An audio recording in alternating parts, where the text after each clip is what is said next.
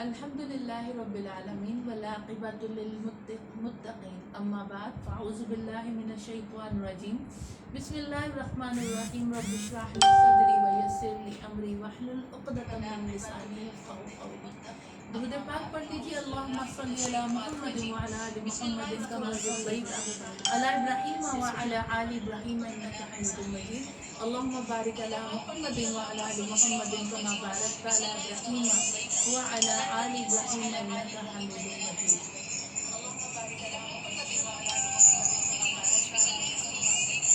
آج ہم سورہ نساء کا خلاصہ کرنے جا رہے ہیں، لیکن اس سے قبل ایک اعلان آپ کو بتانا چاہوں گی کہ کلرز آف اسلام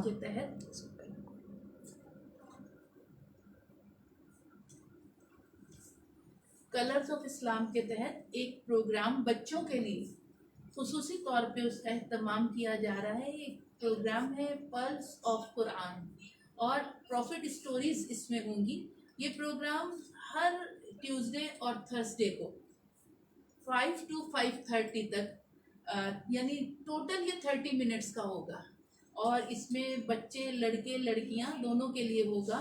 تو اس پروگرام کو ضرور آپ جوائن کیجیے گا. یہ ہمارے بچوں کے لیے بہت ایک اچھا پروگرام ہوگا، اور اس میں دینی نالج انہیں ملے گی، اور وہ بھی ایک اس طرح ملے گی کہ مطلب ایک پڑھائی کا سیشن کی طرح نہیں، بلکہ ان کی ایک نالج کے لیے دلچسپی رکھتے ہوئے ان کے لیے. تو اس کا یہ بیان کیا جائے گا، یہ سٹوریز سنائی جائیں گی. اس کا زوم کا لنک بھی ہم آپ کو دے دیں گے، اور اس کے ساتھ غالباً یہ بلکہ یقیناً فیس بک پہ بھی یہ وہ آن لائن جائے گا. تو انشاءاللہ آج ٹیوزڈے ہے، تو آج زوم کلاس ہے. زوم کلاس ہے، ہاں، اور پاسورڈ ہم نے دے دیا ہے. زوم کلاس ہے، اس کا پاسورڈ آپ کو دے دیا ہے. تو اس میں یہ 5 سے 5:30 تک ہوگی، یعنی ٹوٹل 30 منٹس ہوں گے. تو 30 منٹ میں بچے کوئی دین کی بات سیکھیں گے، ان کی نالج آئے گی. آپ ضرور بچوں کو اس میں شرکت کروائیے گا، اور خود بھی آپ ساتھ بیٹھیں تاکہ بچے کہیں کوئی سوال پوچھیں، کوئی ایسی بات ہو تو آپ کے بھی علم میں ہو، اور آپ اس کو پھر بتا سکیں، اس کو مزید وضاحت کر سکیں. تو یہ آج انشاءاللہ یاد رکھیے گا 5 بجے یہ بچوں کا پروگرام ہوگا زوم پر انشاءاللہ. سورہ نساء آج ہمارے پاس ہے. سورہ نساء مدنی سورت ہے، اور 176 یعنی 176 آیات ہیں، اور 24 رکوع یعنی 24 رکوع اس میں ہے. مدنی صورت ہے، اور سورہ نساء میں اس صورت میں اللہ تعالیٰ نے بیویوں، بچوں، یتیموں، رشتہ داروں سے حسن سلوک کرنے، ان پر شفقت کرنے اور ان کے حقوق ادا کرنے کا حکم دیا ہے. اور یتیموں کے مال کی وراثت کی تقسیم کا حکم اس سورہ میں آیا، اور بہت ڈیٹیل کے ساتھ اس سورہ میں وراثت کی تقسیم، کس وارث کا کتنا حصہ ہے، کس کے کتنے حصے ہیں، اس کا سب ذکر کیا گیا ہے.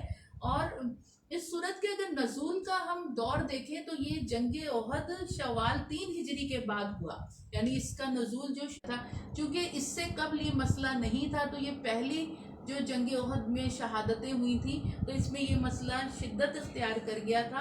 اور گھریلو زندگی، یتیم بچے، عورت کے مقام، حق و باطل کی جنگ، انفرادی کردار، اور خصوصاً اطاعت رسول صلی اللہ علیہ وآلہ وسلم کا حکم دیا گیا ہے. اس صورت میں یہ مضامین ہیں. اور معاشرے میں خاندان کے متعلق دیکھیں، خاندان کو ایک بڑی مرکزی حیثیت حاصل ہوتی ہے اور بنیادی حیثیت حاصل ہوتی ہے. اور ہمارے گھر بچوں کی پہلی درسگاہ ہوتے ہیں، جہاں مستقبل کے معمار یعنی ہمارے بچے تیار ہوتے ہیں، ان کی کردار سازی کی جاتی ہے. تو یہ تیار ہوتے ہیں. اس لیے صورت میں سب سے پہلے جس چیز کو اہمیت دی گئی ہے، جس چیز کا حکم دیا گیا، وہ کہا گیا ہے گھریلو زندگی کو خوشگوار بناؤ، اپنی گھریلو زندگی کو خوشگوار بناؤ. اور قرآن کریم نے گھریلو زندگی کے واضح اصول اور قواعد بتا دیے ہیں، مقرر فرما دیے ہیں. اور مدینہ میں اسلامی ریاست کی پہلی اسلامی ریاست کی بنیاد رکھ دی گئی تھی، اور اس کے لیے معاشرتی اصول و قواعد کی ضرورت تھی، اور خاندان کی تنظیم کے اصول بتائے گئے تھے. یتیموں کے حقوق کا تعین کر دیا گیا تھا اس سورہ مبارکہ میں، اور ان کے حقوق کی نگہبانی اور ان کے مال و دولت کی حفاظت کا سختی سے حکم دے دیا گیا. اور بتایا گیا کہ ان کے ورثے میں یا وراثت میں بیجا تصرف، یعنی جو بیجا اس میں استعمال کرے گا، ان کی وراثت کے مال کو استعمال کرے گا، وہ اچھی طرح یہ جان لے کہ وہ اپنے پیٹ میں جہنم کی آگ کو بھر رہا ہے۔ بہت سخت حکم اس کے متعلق آیا ہے۔ اور ایک وقت میں اب تعداد ازدواج کا بھی ایک مسئلہ بڑا اہم تھا۔ زمانہ جہالیت میں ایک ایک وقت میں ایک ایک آدمی کے پاس 10 یا 10 سے بھی زائد 20 ازدواج ہوتی تھی۔ اور اب ہوتا یہ تھا کہ اخراجات گھریلو پورے نہیں ہوتے تھے، کبھی کبھی اتنی ازدواج کی تعداد ہو جاتی تھی کہ ان کے حقوق کی ادائیگی تو درکنار اخراجات پورے کرنا مشکل ہو جاتا تھا۔ یہ وہ وقت ہوتا تھا جب یتیموں کے مالوں میں سے اخراجات اپنے لیے نکال لیے جاتے تھے۔ تو اس کا بھی اب یہ حکم دیا جا رہا ہے کہ نہیں، اب تم اس تعداد کو محدود کر لو، ایک وقت میں ایک شخص زیادہ سے زیادہ 4 ازدواج رکھ سکتا ہے، 4 سے زائد نہیں۔ اور یہ بھی فرض نہیں ہے کہ لازماً 4 بیویاں ایک ہی وقت میں رکھنی ہے۔ اگر تم عدل نہ کر سکو تو فواحدہ، ایک ہی پر صبر کرو۔ اور پھر یہ بھی کہا کہ ایک آزاد عورت کے اخراجات، اس کا نان نفقہ، اس کے حق مہر ادا کرنے کے قابل نہیں ہو تو کیا ہے، پھر لونڈی، اور اگر وہ بھی نہیں تو پھر اب کیا کہے، صبر کرو، روزے رکھو اور نفس کو کچلو۔ تو یہ حکم دیا جا رہا ہے۔ تعداد ازدواج کے متعلق بھی احکامات بیان کیے گئے۔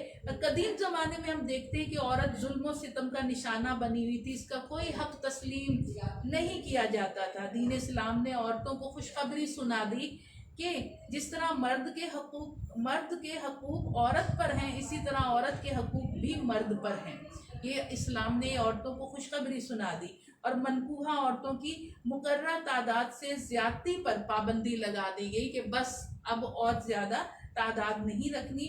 اس صورت میں حقوق کی جو ہے مالی حقوق کی منصفانہ تقسیم کے قوانین بیان کیے گئے، اور اس میں جو سب سے اہم معاملہ ہے وہ تقسیم وراثت کی تفصیل، اس کی ڈیٹیل بیان کر دی گئی کہ وراثت کی تقسیم کس طرح ہے۔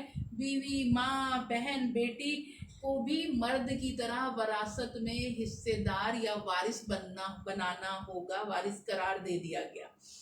اب آگے جب دیکھتے ہیں اس کے مضامین کو ہم، جنگ احد میں مسلمانوں کی کثیر تعداد کی شہادت کی وجہ سے یہودی، منافق اور مشرکوں کے حوصلے بڑھ گئے تھے۔ اس صورت میں مسلمانوں کو حق کی حفاظت کے لیے ہر قسم کی قربانی کا حکم دیا گیا ہے کہ اپنے حقوق کی حفاظت کے لیے ہر قسم کی قربانی، اپنی جان کی، اپنے مال کی قربانی دو۔ اور مدینہ میں منافق جو تھے افواہیں اڑا کر بے چینی پیدا کرنے کی کوششیں کیا کرتے تھے، اور اس لیے حکم دیا گیا کہ جب تک تحقیق نہ کر لو کسی خبر کی اشاعت نہیں کی جائے گی۔ تحقیق کیے بغیر خبر کو اشاعت کرنا یہ بھی نفق کی علامت ہے، منافقت کی علامت ہے، تو اس کو نہیں کرنا۔ اور بدکار عورتوں کے لیے اب حکم کیا آ گیا کہ جو عورتیں بدکاری کریں، چونکہ دیکھیں عورتوں کی عزت کے معاملات بہت اہم ہے، تو کہا کہ بدکار عورتوں کی بدکاری پر 4 گواہوں کی گواہی کا حکم ہونا ضروری ہے۔ 4 گواہوں کی گواہی کا حکم کیوں دیا جا رہا ہے؟ کیونکہ یہ ایک عورت کی عصمت کا معاملہ، عزت کا معاملہ۔ جس عورت پر بدکاری کی تہمت لگ رہی وہ کسی کی ماں ہے، کسی کی بہن ہے، کسی کی بیٹی ہے، کسی کی بیوی ہے، تو ایسا نہ ہو کہ اس کا خاندان تباہ کر دو، اس کی زندگی اجیرن کر دو۔ لہٰذا اگر کسی عورت پر بدکاری کا شبہ ہے تمہیں، یا تمہیں شک ہے، تو یہ شک و شبہ نہیں چلے گا، آنکھوں دیکھا بیان کرنا، اور وہ بھی آنکھوں دیکھا 4 مرد مسلمان گواہ وہ موجود ہوں جنہوں نے آنکھوں دیکھا حال دیکھا ہو، پھر وہ اس کو گواہی دیں گے۔ وگرنہ جو گواہ آئیں گے اور گواہی جو کہے گا، تہمت لگائے گا کسی پاک دامن عورت پر اور گواہ پیش نہیں کر سکے گا، تو اسی کو 80 کوڑے لگانا، اسی کو 80 کوڑے لگائے جائیں گے۔ تو یہ کہا جا رہا ہے کہ عورت کے متعلق بھی، اور پھر جن عورتوں سے نکاح حرام ہے ان کی تفصیل بیان کی گئی ہے اس سورہ میں۔ اور مسلمانوں کو جہاد کے لیے جانا پڑتا تھا اور کہیں پانی نہیں ملتا تھا تو حکم دیا جاتا تھا اگر پانی نہ ملے تو وضو اور غسل کے لیے تیمم کر لیا کرو۔ یعنی یہ بڑی ایک اہم مسلمانوں کے لیے ایک اللہ پاک نے آسانی کر دی کہ وضو ہو से कर सकते हो, नमाज पढ़ सकते हो, कुरान पढ़ सकते हो, अस्कार पढ़ सकते हो। यानी क्या कि तयम्मुम से तुम वो ही काम कर सकते हो, मट्टी को पाकी का आला। ये नबी करीम सल्लल्लाहु अलैहि वसल्लम की उम्मत पर अल्लाह ने आसानी फरमाई। का प्रोग्राम होगा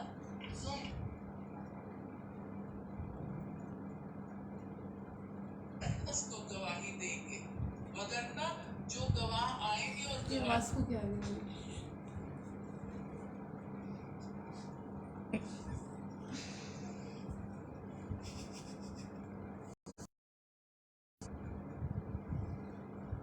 आप ऑन लाइव है।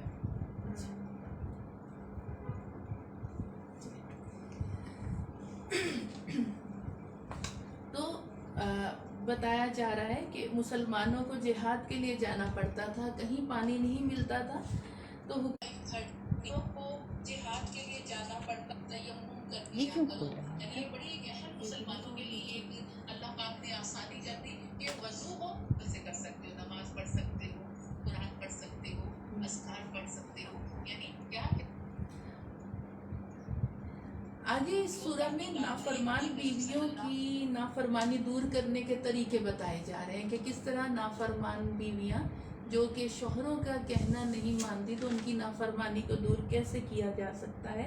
और मियाँ बीवी के दरमियान झगड़े में उनकी सुलह कराने के तरीके भी बताए जा रहे हैं कि सुलह किस तरह कराई जाए। यानी अगर हम देखें तो इसमें सारे रोज़मर्रा की ज़िंदगी के मामलात हमारे आ रहे हैं। पूरी एक घरेलू ज़िंदगी के मामलात का इसमें पूरा बयान किया जा रहा है कि किस तरह हमने ये करना है। और फिर अब बताया जा रहा है कि हर नबी को अपनी उम्मत पर और सब नबियों पर हजूर नबी रहमत सल्लल्लाहु अलैहि वसल्लम को गवाह बनाया जाएगा, गवाह बनाया जाएगा। इस सूरह मुबारका में ये भी आ रहा है। और फिर इसमें हम देख रहे हैं कि नमाज खौफ का हुक्म, नमाज कसर का हुक्म और नमाज खौफ का हुक्म भी बयान किया गया है। कत्ल खता और कत्ल अम्द के अहकामात भी बयान किए गए हैं। क़सास के मामलात, मुसलमानों का एक दूसरे के साथ बर्ताव, एहसान, मेहरबानी, अफू व दरगुजर होना चाहिए। और फिर हज़रत ईसा अलैहिस्सलाम का भी जिक्र कि अल्लाह पाक ने उनको आसमानों की तरफ उठा लिया और रसूल मुकर्रम सल्लल्लाहु अलैहि वसल्लम की इताअत का हुक्म दिया जा रहा है। और फला व रब्बुका, ए महबूब आपके रब की कसम कि कोई शख्स मुसलमान नहीं हो सकता जब तक वो मेरे रसूल के फैसले को दिलो जान से तस्लीम न कर ले। ये इसके मुख्तसर मज़ामीन थे जो हमने आपको बयान करे। आइए अब हम इनकी आयात की तरफ चलें जो अहम तरीन आयात हैं। ऐसे तो ये पूरी सूरह ही बहुत अहम है, लेकिन हम कुछ इसके मामलात की तरफ बढ़ते हैं। आप देखिए पहली आयत में, या अय्युहन्नासुत्तक़ू रब्बकुमुल्लज़ी खलक़कुम, ऐ लोगों अपने रब से डरो जिसने तुम्हें एक जान से पैदा किया और उसी में से उसका जोड़ा बनाया और दोनों में से बहुत से मर्द और औरत फैला दिए। और अल्लाह से डरो जिसके नाम पर मांगते हो और रिश्तों का लिहाज रखो, बेशक अल्लाह पाक हर वक्त तुम्हें देख रहा है। ये पहली वो अहम आयत है सूरह निसा की जो खुतबा निकाह में भी इस आयत को पढ़ा जाता है। अब देखें इसको खुतबा निकाह में पढ़ा जाता है इस आयत को, इसके इसका तर्जुमा कितना ज़बरदस्त है और कितना वो है उस हिसाब से, माशरती ज़िंदगी के हिसाब से और इंसान के हिसाब से कि लोगों अल्लाह से डरो। ए इंसानों, सब इंसानों को कहा जा रहा है अल्लाह से डरो, वो रब जिसने तुम्हें नफ्स वाहिदा, एक नफ्स से यानी हज़रत आदम अलैहिस्सलाम से पैदा करा और वह खलक़ मिन्हा ज़ौजहा, उन्हीं से उनकी ज़ौज को बना दिया, उन्हीं से उनकी ज़ौज को बनाया। और फिर उनमें से कसीर मर्द और कसीर औरतों को रुए ज़मीन पर फैला दिया, उन्हीं से कसीर मर्द कसीर औरतों को फैला दिया। अब कहा जा रहा है वत्तकुल्लाह, अल्लाह से डरो और वो रब जिसके नाम पर तुम मांगते हो, इसके नाम पर तुम सवाल करते हो। और फिर आगे क्या कहा जा रहा है, और रिश्तों का लिहाज रखो। अब तुम दो खानदान, दो कबीले एक होने जा रहे हो, सिर्फ एक मर्द और औरत ही नहीं एक हो रहे बल्कि उनके खानदान भी एक हो रहे हैं। तो आपस में रिश्तों का लिहाज रखना, एक दूसरों के रिश्तों का अदब करना, आपस में एक दूसरे को इज्जत देना। तो कहा रिश्तों का लिहाज रखो। अब इस पर क्या बात कही जा रही है, बेशक अल्लाह तुम्हें देख रहा है। यानी घर के زوجین کے حقوق میں بھی اللہ سے ڈرو، کیونکہ اللہ تمہیں دیکھ رہا ہے، اللہ تمہیں دیکھ رہا ہے، رقیب کہتے ہیں بہت قریب جو ہو، تو وہ رب تمہیں دیکھ رہا ہے، اس لیے رشتوں کا لحاظ رکھو۔ تو آپ دیکھیں اس کی ابتدا کتنی خوبصورت آیت سے ہو رہی ہے، اور یہی آیت خطبہ نکاح میں پڑھی جاتی ہے۔ اور پھر آگے یتیموں کا حکم آ رہا ہے۔ اللہ تعالیٰ فرماتا ہے یتیموں کو ان کے مال دو، یتیموں کو ان کے مال دو، اور ستھرے کے بدلے گندا نہ دو۔ یعنی کیا، یتیموں کا اچھا مال لے کر اس کے بدلے ان کو ردی مال نہ دے دو، کم قیمت کم وقت مال نہ دو ان کا اچھا، ایسا نہ کرو تم ہڑپ کر جاؤ اور ردی مال ان کو دے دو۔ اور اللہ تعالیٰ فرما رہا ہے کہ ان کے مال، دوسرا حکم کیا، ان کے مال اپنے مالوں میں ملا کر نہ کھاؤ۔ یعنی کچھ لوگ ایسا ہوتے تھے، یتیم نابالغ ہوتا تھا تو اس کے مال کو اپنے مال میں ملا کے جلدی جلدی کھا جاتے تھے، اور جب وہ بالغ ہوتا تھا تو کہتے تھے تمہارا مال تو تم پر ہی لگا دیا۔ تو اللہ تعالیٰ فرما رہا ہے کہ ایسا کرنا بے شک یہ بہت خوباً کبیرہ، بہت بڑا گناہ ہے، ان کے مال کو کھانا بہت بڑا گناہ ہے۔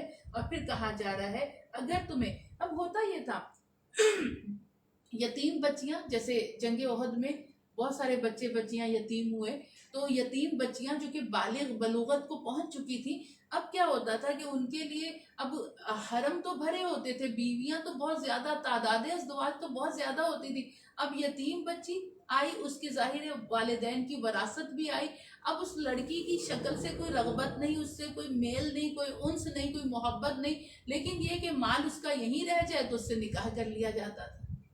اللہ تعالیٰ فرما رہا ہے وہ یتیم لڑکیاں جو تم کو نہیں پسند ہو تو ان کا نکاح کہیں اور کر دو، مال کے لالچ میں ان کو رکھ چھوڑو اور ان کے حقوق ادا نہ کرو، یہ بہت غلط بات ہے۔ تو کہا کہ ان کا نکاح جو ہے کہیں اور کرو جن کا اندیشہ ہے کہ تم انصاف نہ کر سکو، ہاں نکاح ان سے کرو، فَانْكِحُوا مَا طَابَ لَكُم مِّنَ النِّسَاءِ مَثْنَىٰ وَثُلَاثَ وَرُبَاع، ہاں نکاح ان عورتوں سے کرو جن سے تمہیں رغبت ہو، محبت ہو، دو دو تین تین چار چار، یعنی 2 سے 3 سے 4 سے۔ لیکن پھر آگے کیا کہا جا رہا ہے، فَإِنْ خِفْتُمْ أَلَّا تَعْدِلُوا، اگر تمہیں خوف ہے کہ تم بیویوں میں عدل نہیں کر سکتے تو فَوَاحِدَةٌ، تو پھر ایک ہی رکھو، عدل نہیں کر سکتے تو پھر ایک ہی رکھو، اور یا اگر تم آزاد عورت سے نکاح کی طاقت نہیں رکھتے، یعنی اس کا مہر، اس کا نان نفقہ، تو اب کیا کرو، او ما ملکت، ان سے نکاح کرو جو کنیزیں ہیں،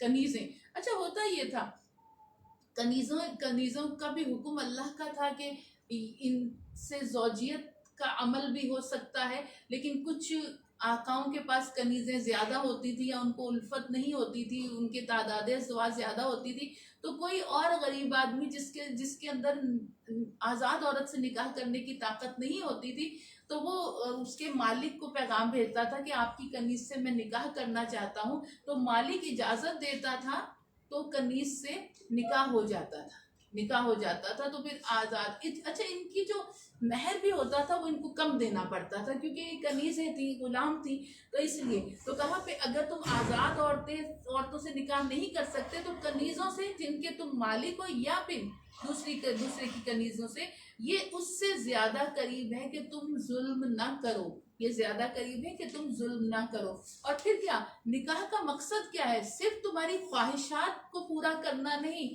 تمہاری شہوت کو پورا کرنا نہیں، نکاح کرو تو کیا کرو، صدقہ، ان کو مہر دو خوشی کے ساتھ، مہر کی ادائیگی بھی ہونا چاہیے، چاہے تم کنیز سے نکاح کر رہے تو اس کو بھی مہر دو، اور آزاد عورت سے نکاح کر رہے تو اس کا مہر بھی ادا کرو، اور پھر اگر وہ اپنے دل کی خوشی سے تمہیں مہر معاف کر دے، عورت اگر دل کی خوشی سے مہر معاف کر دے پھر تم مزے سے کھا سکتے، لیکن جبرن، کہتے ہیں کہ جو جبرن معاف کروائے گا بیوی سے غصے ہو کے، منہ پھلا کے، ناراض ہو کے، تو وہ مہر معاف نہیں ہوگا، جبرن مہر معاف نہیں ہوتا، ٹھیک ہے۔ تو کہا اگر وہ خود سے معاف کر دے، اور پھر کہا جا رہا ہے کم عقلوں کو، یعنی جو بالغ نہیں ہوئے، عقل نہیں، شعور نہیں، تو ان کے مال ان کے حوالے نہ کرو، ایسا نہ ہو نادانی میں وہ مال اڑا لیں، سارے کا سارا مال اڑا لیں، تو ان کو آزماتے رہو، اور کیا ہے، ان کو آزماتے رہو، اور پھر ان کو کھلاؤ پلاؤ اچھا،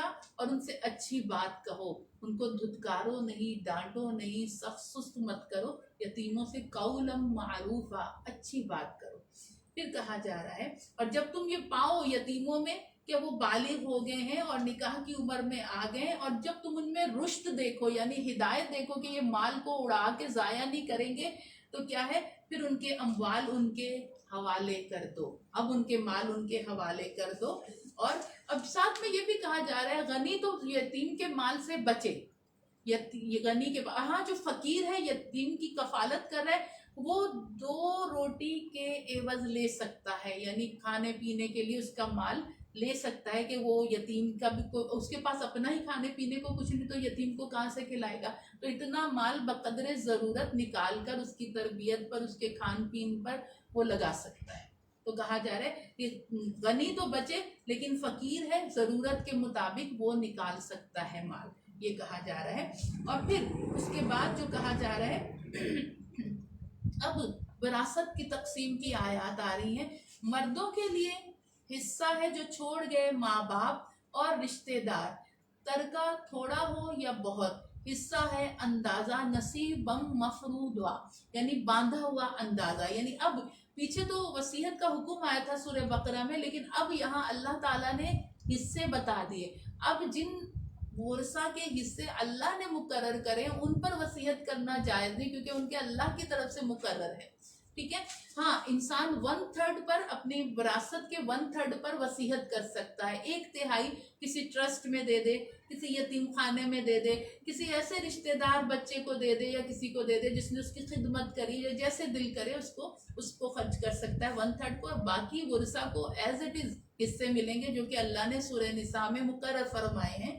اور کہا جا رہا ہے کہ ان کے رشتے حصے ہیں اور اللہ تعالیٰ نے مقرر کرے ان کے حصے، اور کہا اگر بانٹتے وقت اگر رشتہ دار اور یتیم اور مسکین آ جائیں تو انہیں کچھ دو، ان کو بھی کچھ دو۔ عموماً ہوتا ہے میت کی بہت ساری چیزیں ہوتی ہیں، قیمتی چیزیں ہوتی ہیں، اہل خانہ نہیں رکھنا، اچھے اچھے کپڑے ہوتے ہیں اس کے اور ہوتے ہیں، عموماً ہمارے یہاں فی زمانہ دیکھیں آؤٹ آف فیشن ہو گیا، یہ ہو گیا اس طرح، یا ویسے ہی بعض لوگ ہم لوگ تو یہ سمجھتے ہیں زندہ انسانوں سے نہیں ڈرتے مردوں سے ڈرتے ہیں کہ یہ لباس تو ان کا ہے اب ہم نہیں پہنیں گے، اور نہیں پہننا تو پھر گھر میں رکھ رکھ کے خراب نہ کریں، کسی یتیم مسکین رشتہ دار کوئی آ جائے اس کو دے دیں، اس کا بھلا ہو جائے۔ اس طرح کی چیزیں جو ہیں لوگ تو وہ جس چادر پہ بیڈ شیٹ پہ میت کو لٹایا ہوتا ہے وہ بھی کسی کو دینے کی کرتے ہیں کہ اس پہ میت کو لٹایا تھا، مطلب اس طرح کی ہماری سوچیں ہو گئی ہیں۔ حالانکہ جس برتنوں سے میت کو غسل دیتے ہیں تو علماء کرام فرماتے ہیں ان کو بھی آپ دھو کر استعمال میں لائیں، اپنے گھر کے استعمال میں لائیں، اس میں کوئی حرج نہیں۔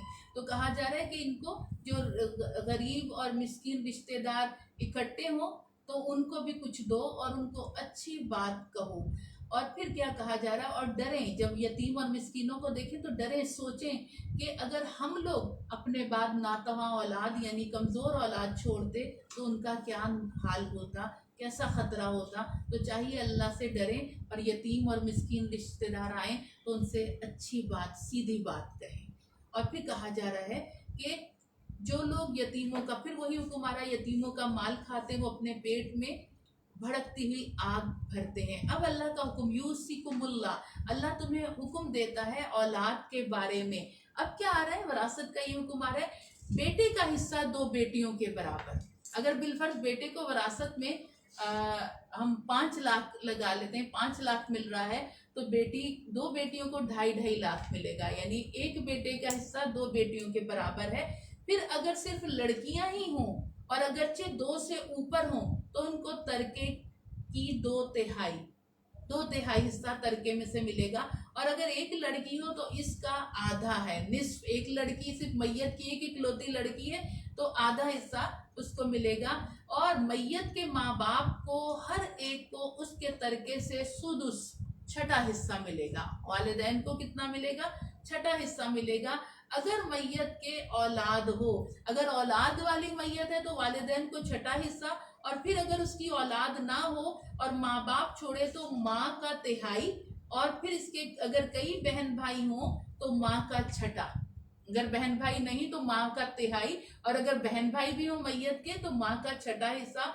اور بعد اس وصیت کے جو کر گیا، یعنی وہی 1/3 وصیت، وہ وصیت جو کر گیا پہلے اس پر عمل ہوگا، اور अदाए देन, उस पर अगर कर्ज है, पहले ये दो उमूर निकाले जाएंगे, अदाए कर्ज और 1/3 वसीहत। और फिर साथ ही तजहीज़ और तकफीन के अखराजात भी आज होते हैं, आपको पता है, कब्र के पैसे और माजल्ला क्या क्या चीज़ें होती, तो वो भी निकालना होगा। और अदाए कर्ज, और अगर एक चौथी सूरत में जो हमें हदीस से पता चलता है, अगर मैयत ने अभी तक अपनी बीवी को महर नहीं अदा किया तो महर भी दिया जाएगा, फिर वरासत की तकसीम होगी।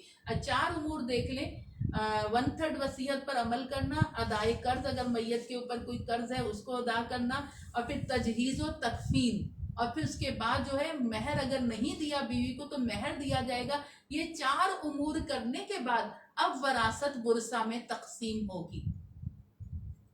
ठीक है, तो अब कहा जा रहा है इसके बाद, और तुम्हारे बाप और तुम्हारे बेटे, तुम क्या जानो कौन तुमसे तुम्हारे ज्यादा काम आएगा या किससे तुमने नफा उठाया। अब ये कहा जा रहा है, तुम तो समझते हो कि बेटे ही सब कुछ है, तुम्हें नहीं पता बाप तुम्हारे कितने करीब हैं, बापों से तुम नफा उठा चुके, बेटों से किस्मत या नसीब, उनकी कमाई खानी भी है कि नसीब नहीं होगी और हम उससे पहले दुनिया से चले जाएंगे। तुम नहीं जानते, तुम्हारा रब जानता है तुमसे करीब कौन है, कौन तुम्हें नफा पहुंचा चुका है। तो कहा जा रहा है ये हिस्सा बांधा हुआ है अल्लाह की तरफ से, और बेशक अल्लाह इल्म वाला और हिकमत वाला है।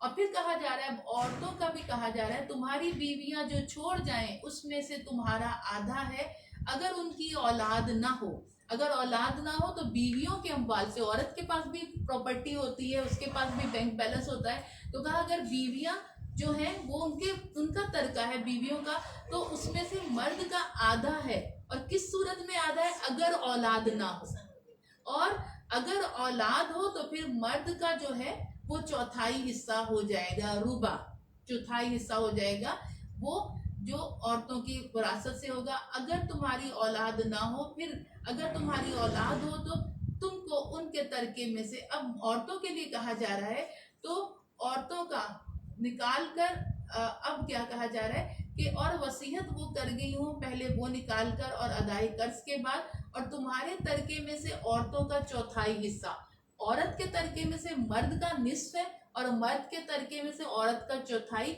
निस्फ सूरत में अगर औलाद नहीं तो मर्द का, और अगर निस्फ सूरत में अगर औलाद नहीं तो चौथाई औरत का। और फिर कहा जा रहा है अगर तुम्हारी औलाद ना हो, और अगर तुम्हारी औलाद हो तो तुम्हारे तरके में से उनका 8वां हिस्सा होगा, औरतों का 8वां हिस्सा होगा। और तो जो वसीयत तुम कर जाओ और अदाए कर्ज के बाद, यानी वसीयत पर अमल दरामद होगा, अदाए कर्ज होगा, उसके बाद वरासत इस तरह तकसीम होगी। और अगर ऐसे मर्द या औरत का तरका बटता हो जो कि हो कलाला, कलाला क्या, ऐसा मर्द जिसके माँ बाप नहीं और औलाद नहीं, बे औलाद है, ऐसी औरत जिसके माँ बाप नहीं और वो बे औलाद है, उसे कहेंगे कलाला। तो ऐसा मर्द या ऐसी औरत जो कलाला हो, तो उनके माँ बाप और औलाद कुछ ना छोड़े, माँ की तरफ से उसका भाई या बहन है तो उनमें से हर एक को छठा, और फिर अगर वो बहन भाई एक से ज्यादा हो तो सब तिहाई में शरीक हैं। और मैयत की वसीयत और कर्ज को निकाल कर उनको दिया जाएगा, और जिसमें उसने नुकसान ना पहुंचाया हो। ये अल्लाह का इरशाद है, और अल्लाह इल्म और हिकमत वाला, यानी अब हिस्से मुकर्रर कर दिए गए, हिस्से बांध दिए गए, अब इससे तजावुज कोई नहीं करेगा, इन हिस्सों से तजावुज कोई नहीं करेगा। अब इस पर आगे क्या तंबीह की जा रही, तिल का हुदूदुल्लाह, ये अल्लाह की हदें हैं। और क्या है, जो हुक्म माने अल्लाह और उसके रसूल का, अल्लाह उसे बागों में ले जाएगा जिनके नीचे नहरें रवां हैं, हमेशा उनमें रहेंगे, और यही बड़ी कामयाबी। वरासत की सही तकसीम कितनी अहमियत की हामिल है। कहा एक शख्स सारी जिंदगी नेकियां करता है, जाते जाते औलाद में गलत तकसीम कर जाता है वरासत को, इस बाइस वो जहन्नुम में चला जाता है। और एक शख्स सारी जिंदगी गुनाह करता है लेकिन जाते जाते औलाद में सही तकसीम अदल वाली कर जाता है, इसके सबब अल्लाह ताला उसे जन्नत में ले जाता है। कितना अहम, इसीलिए अल्लाह फरमा रहा है अल्लाह उसे ले जाएगा जन्नत के बागात में जिसके नीचे नहरें बहती हैं। और यही ज़ालिकल फौजुल अज़ीम, यही सबसे बड़ी कामयाबी है। अब क्या कहा जा रहा है, और जो अल्लाह और उसके रसूल की नाफरमानी करे और हदों से बढ़ जाए, अल्लाह उसे दाखिल करेगा आग में। اب وہی جو ہم نے مختصراً پڑھا تھا، اب اس کا حکم اس آیت میں آ رہا ہے، آیت نمبر 15 میں. اور تمہاری عورتوں میں جو بدکاری کرے خاص اپنے میں کے 4 مردوں کی گواہی لو، اور پھر اگر وہ گواہی دیں تو ان عورتوں کو گھر میں بند رکھو یہاں تک کہ انہیں موت اٹھا لے یا اللہ ان کی کوئی راہ نکالے. ابھی دیکھیں رجم کا حکم نہیں آیا، کوڑوں کا حکم نہیں آیا تھا، اس لیے یہ حکم آیا کہ عورتوں میں اگر کوئی بدکاری کرے تو فَاسْتَشْهِدُوا عَلَيْهِنَّ أَرْبَعَةً، یعنی 4 مرد گواہ تم میں سے مراد مسلمان مرد گواہ. یہ کسی عورت کی عزت آبرو کا معاملہ، اس میں غیر مسلم کی گواہی نہیں چلے گی. اس میں 4 مسلمان مرد گواہ ہوں گے جو کہ آئیں گے اور وہ گواہی دیں گے ان پر.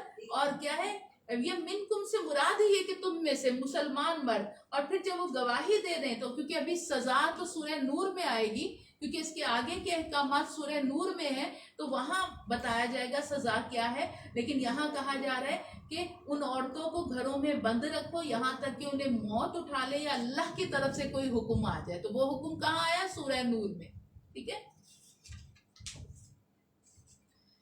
پھر آگے آ رہا ہے، اور تم میں جو مرد عورت ایسا کام کرے ان کو ایذا دو یہاں تک کہ وہ توبہ کر لیں اور نیک ہو جائیں تو ان کا پیچھا چھوڑ دو، بے شک اللہ بڑا توبہ قبول کرنے والا اور مہربان. لیکن یاد رکھیں پھر سزا کا حکم آ گیا.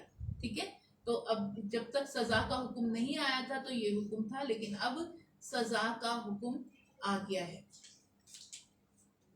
اور پھر یہ بھی کہا جا رہا ہے اور وہ توبہ ان کی نہیں جو گناہوں میں لگے رہتے ہیں اور یہاں تک کہ جب ان میں سے کسی کو موت آئے تو اب کہتے ہیں میں نے توبہ کری.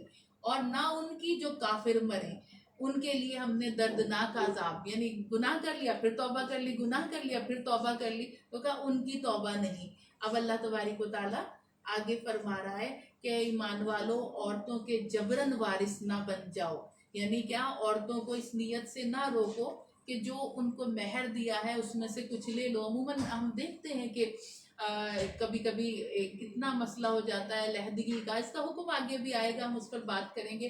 علیحدگی کا مسئلہ ایسا ہو جاتا ہے مرد طلاق نہیں دیتا، طلاق دوں گا تو مجھے مہر ادا کرنا پڑے گا، یہ خود ہی تنگ آ کے کھلا لے لے تو مہر دینے سے جان چھوٹ جائے گی میری. تو اللہ تعالیٰ فرما رہا ہے کہ عورتوں کو ایذا نہ دو، ان کو اس طرح نہ کرو جو کہ مہر دیا ہے تو وہ اس میں سے کچھ لے لو، اس طرح ان کو تکلیف نہ پہنچاؤ. مگر اس صورت میں، ہاں ایک صورت ہے اگر تمہاری عورت بے حیائی کے کام کرتی ہے، بے حیائی کے کام کرتی ہے، اور کہا جا رہا ہے اور ان سے اچھا برتاؤ کرو، ان سے گزر اوقات جو ہے اچھی کرو. اور پھر اگر وہ تمہیں پسند نہ آئے، کرہ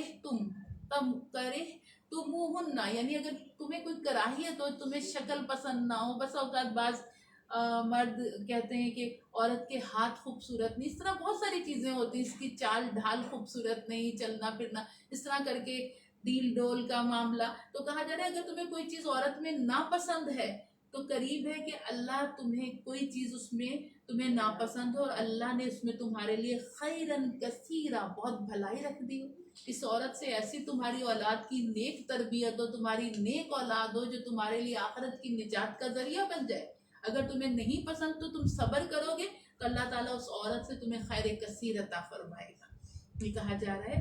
اور اگر تم ایک بیوی استبدال، یعنی تم ایک بیوی تبدیل کرنا چاہتے ہو، بدلنا چاہتے ہو دوسری بیوی کے عوض، اب تمہاری نباہ نہیں ہو رہا، گزر اوقات نہیں ہو رہی اور تم اسے ڈھیروں مال دے چکے، کنتوار کہتے ہیں ڈھیروں پہاڑوں جتنا مال، اتنا مال دے چکے ہو تو اس سے کچھ واپس نہ لینا، کیونکہ اب چھوڑنے لگے ہو تو الزام لگا کہ جیسے عموماً ہوتا ہے کہ یہ زیورات اس سے چھین کے لے لوں، نہیں لاؤں گا تو اس کو یہی زیورات پہنا دوں گا.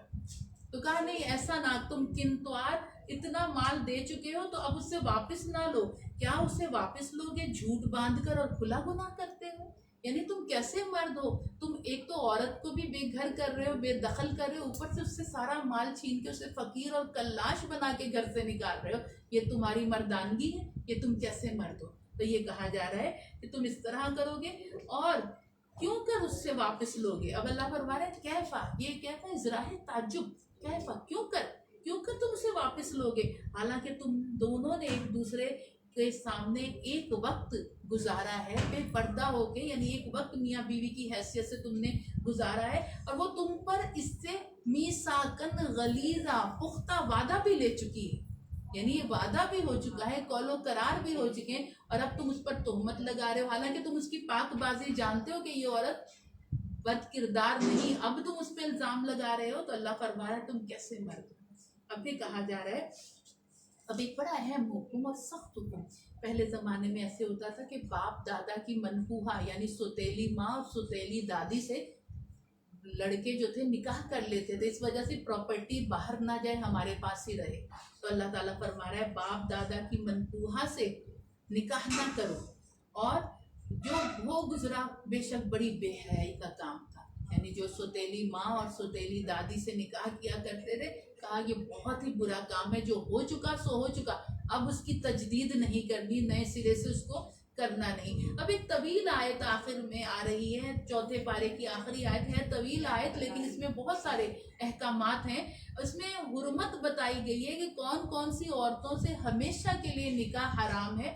अल्लाह फरमाता है हराम हो गई तुम पर तुम्हारी माएँ, तुम्हारी बेटियाँ, तुम्हारी बहनें, तुम्हारी फुफियाँ, तुम्हारी खालाएँ, तुम्हारी भतीजियाँ, तुम्हारी भांजियाँ, और तुम्हारी माएँ जिन्होंने तुम्हें दूध पिलाया, रज़ाई माएँ जिन्होंने दूध पिलाया, और दूध की बहन यानी उन रज़ाई माओं की बहनों से भी, अब तुम्हारा रज़ाई बहनों से भी तुम्हारा निकाह हराम हो गया, और तुम्हारी औरतों की माएँ यानी तुम्हारी सासें, तुम्हारी बीवियों की माएँ, उनसे भी निकाह हराम हो गया, और उनकी बेटियां जो कि तुम्हारी गोद में है।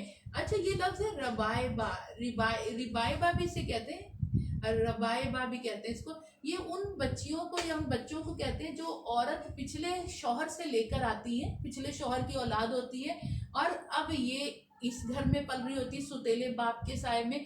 लेकिन कहते हैं कि ये भी हराम है उस सूरत में अगर तो इन मियाँ बीवी में आपस में रिलेशन हो जाते हैं मियाँ बीवी वाले, तो अब इस सूरत में सुतेली बेटी जो है वो हराम हो गई सुतेले बाप पर। अगर रिलेशन नहीं हुए और उससे पहले तलाक हो गई तो इनसे निकाह हो सकता है, ठीक है, इन्हें कहते हैं रिबाइबा। तो कहा कि ये बेटियां जो तुम्हारी गोदों में पली हैं, और उन बीवियों से जिनसे तुम सोहबत कर चुके हो, यानी वो बीवियां जिनसे रिलेशन हो चुके हैं, फिर अगर ने उनसे तुमने सोहबत नहीं की, रिलेशन नहीं हुए, उन बेटियों में हर्ज नहीं, यानी उनसे तुम निकाह कर सकते।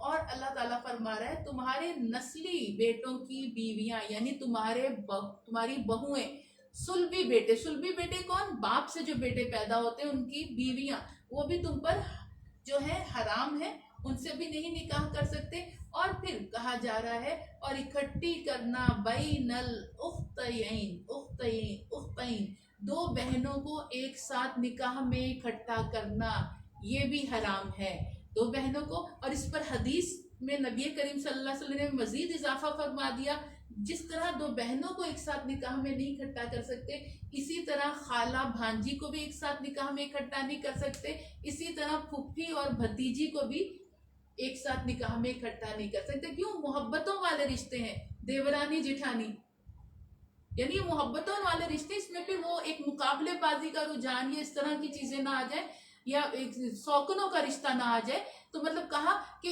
इसमें शौकनों का रिश्ता ना आ जाए, जिस तरह फूफी भतीजी और खाला भांजी कैसी मोहब्बत के, और दो बहनें, हाँ ऐसी सूरत में हो सकता है निकाह कि जैसे एक बहन का इंतकाल हो गया या एक बहन को तलाक हो गई, तो क्या होगा, दूसरी से निकाह कर सकते हैं। और इसी तरह ये भी खाला भांजी, इसीलिए देखें फूफा और खालू ये मजबूत महरम नहीं होते आपके।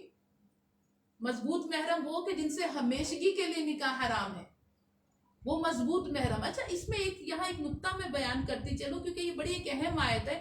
एक नुक्ता हमारे उलमाए कराम और मुफ्तियाने कराम ये फरमाते हैं मजबूत महरम। अच्छा, पहले हम देखते हैं मजबूत महरम। सबसे पहले बाप भाई है ना, ये, फिर दूसरे नंबर भांजे भतीजे ये आ जाते हैं, फिर तीसरे नंबर पे मामू चचा ये आ जाते हैं, मजबूत महरम है ना।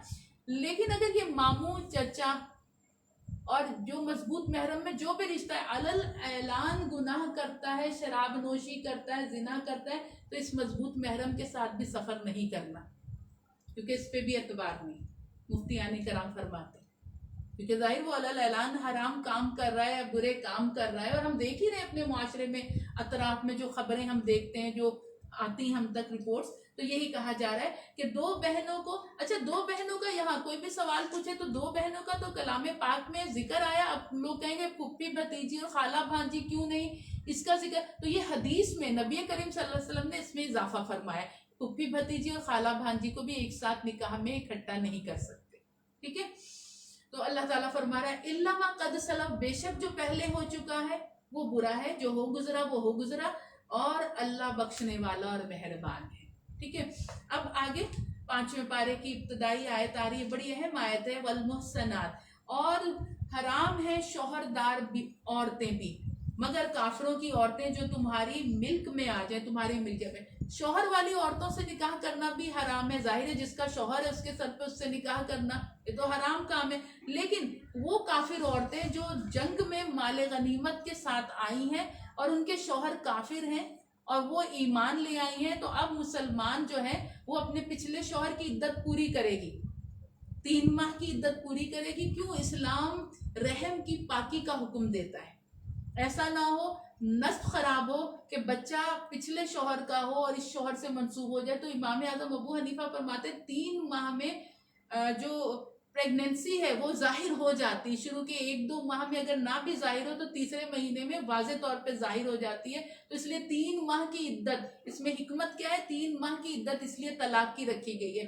تو یہ عدت جو کافر مردوں کی بیویاں جنگ میں آئی ہیں اور وہ ایمان لے آئی ہیں، تو اب وہ شوہر کی عدت تو پوری کریں گی، اور پھر اس کے بعد مسلمان مرد ان سے مہر باندھ کر نکاح کرنا چاہے تو وہ نکاح کر لے گا، ٹھیک ہے؟ تو یہ کہا جا رہا ہے، تو یہ کیا ہے؟ اللہ تعالیٰ فرما رہا ہے یہ اللہ کا لکھا ہوا ہے، یعنی کتابہ، یعنی فرض کر دیا گیا ہے تم پر اور ان پر، اس کے سوا جو ہے وہ تمہارے لیے حلال، یعنی اب دیکھیں یہ محدود رشتے ہیں، یہ حرام ہمیشہ کے لیے، اور اس حلال کتنی مردوں کے لیے، اس کے سوا جو عورتیں سب حلال، جن سے نکاح کرو، تو یہ کہا جا رہا ہے اور وہ تمہارے لیے حلال، لیکن نہ کہ بدکاری کرتے ہو، مہر مقرر کرو، نان نفقہ دو، ایسا نہ بدکاری کرو، چھپی دوستیاں بناؤ، یہ نہ کرو، تو اللہ تعالیٰ فرما رہا ہے کہ بدکاری نہ کرو، تو جن عورتوں کو نکاح میں لانا چاہو ان کے بندھے ہوئے مہر ان کو ادا کرو، یہاں مہر کو کیا کہا جا رہا ہے؟ فریضہ، کہ فرض مندی ہو جائے تو اس میں گناہ نہیں، یعنی مہر معاف کرنے میں، تو بے شک اللہ علم و حکمت والا ہے، پھر کہا جا رہا ہے اور اگر تم میں استطاعت جو تمہارے ہاتھ کی ملک ہے، یعنی تمہاری لونڈیاں ہیں، ان سے نکاح کرو، اور ایمان، لیکن کون ہے؟ ایمان والی کنیزیں، کافر لونڈی سے نکاح نہیں کرنا، ایمان والی کنیزوں سے کرنا ہے، اور اللہ تمہارے ایمان کو خوب جانتا ہے، تم میں ایک دوسرے سے ہے، اور تو ان سے نکاح کرو ان کی مالکوں کی اجازت سے۔ اب کوئی لونڈی کسی کی، ابھی غریب آدمی جس نے آزاد عورت سے نکاح کرنے کی طاقت نہیں، استطاعت نہیں، تو وہ کس سے؟ کسی اور، اس کے پاس تو لونڈی نہیں ہوگی تو وہ کسی اور کی لونڈی سے نکاح کرے گا، اور اسی طرح اس لونڈی سے جب وہ نکاح کرے گا تو اس کے مالک کی اجازت سے، اگر مالک کہے گا کہ مجھے اس کی حاجت نہیں تو تو نکاح کر لے، تو نکاح کر لے گا، تو ان کے مالکوں کی اجازت سے نکاح کرنا، حسب دستور ان کے مہر انہیں دو، اور کیا ہے؟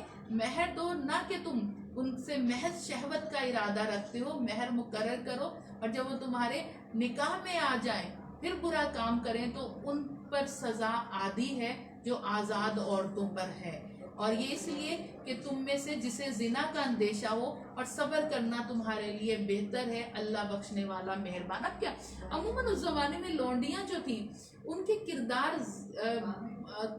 کچھ اچھے نہیں تھے، کچھ اچھی بھی تھی لیکن کچھ نہیں بھی کرنا چاہتی تھی، ان کے آقا ان سے الٹے سیدھے کام کرواتے تھے، مردوں کو بلواتے تھے، وہ نہیں بھی چاہتی تھی، بعض سے کرواتے، بعض کردار کی ایسی تھی، تو کہا اگر لونڈی سے نکاح کر لو، لونڈی بدکاری کر رہی ہے تو کیا ہے کہ اس کی سزا بھی آدھی ہوگی آزاد عورت سے، لیکن یاد رہے ذہن میں کہ ابھی سزا کا حکم سورہ نور میں آئے گا، ٹھیک ہے نا؟ ابھی سزا مقرر، اس دور میں، اس زمانے میں جو سزا ہوگی، جو لوگ دیتے ہوں گے عورتوں کو اس کام پر، اس سزا کا ذکر کیا جا رہا ہے جو بھی اس وقت کے حاکم مقرر کرتے ہوں گے۔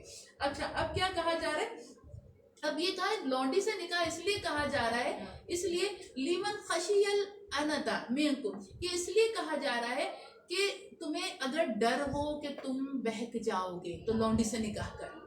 اگر دیکھیں نکاح کرنا کس صورت میں فرض ہو جاتا ہے، جب زنا کا خدشہ غالب آ جائے کہ مجھ سے زنا ہو جائے گا، اس وقت نکاح کرنا فرض ہو جاتا ہے، ٹھیک ہے۔ تو یہی کہا جا رہا ہے کہ اگر تمہیں ڈر ہو تو کیا ہے، تم جسے زنا کا اندیشہ ہو وہ نکاح کرے، لیکن تمہارا صبر کرنا تمہارے لیے بہتر ہے، اللہ بخشنے والا مہربان ہے، یعنی صبر کرنا زیادہ بہتر ہے۔ اب آگے اللہ تعالیٰ اس میں فرما رہا ہے، آگے حکم آ رہا ہے انسان کی تخلیق کا۔ اللہ چاہتا ہے کہ تم پر تخفیف کرے، نرمی کرے، آسانی کرے، اور آدمی کمزور بنایا۔ وَخُلِقَ الْإِنسَانُ ضَعِيفًا، آدمی کمزور ہے، خواہشات کے پیچھے لگ جاتا ہے، نفس کی پیروی کرنے لگ جاتا ہے۔